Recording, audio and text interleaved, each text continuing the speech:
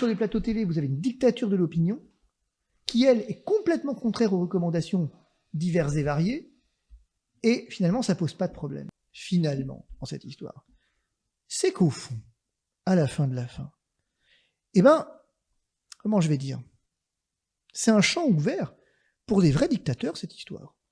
Je trouve ça pas mal, sur le fond. Si demain, il me prenait l'envie d'être dictateur, maintenant, je sais comment faire.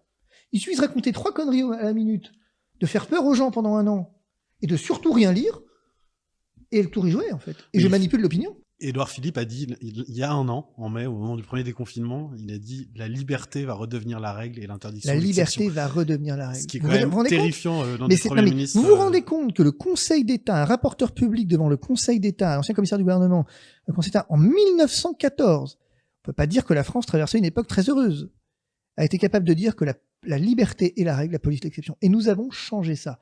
Alors évidemment que mon boulot, c'est d'aller dire que la liberté est la règle, la police l'exception. Mais c'est votre boulot d'avocat ou de citoyen? Eh ben, vous avez raison de dire ça. En théorie, ça devrait pas être mon boulot. Ça devrait être celui des profs de liberté publique. Mais qui sont restés confinés pendant 1 an. Vous en voulez aux universitaires, aux grands spécialistes de philosophie du droit Absolument. Ils ont déserté la place publique. Et c'est scandaleux. Vous rejoignez François Sureau, par exemple, qui dit que le Conseil constitutionnel et le Conseil d'État se sont mis en vacances. Non, ils ne se sont pas mis en vacances, ils sont restés en vacances. La même chose. Vous allez encore plus loin.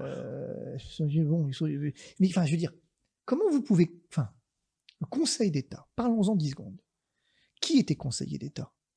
Édouard Philippe. Yves Lévy était même conseiller d'État jusqu'en 2019. Yves Lévy était conseiller d'État. Donc, je veux dire, à un moment donné, vous avez le Conseil d'État, à qui vous demandez... C'est très amusant, d'ailleurs. Juge des référés liberté, Christine Mauguet. Christine Mauguet, je la connais bien.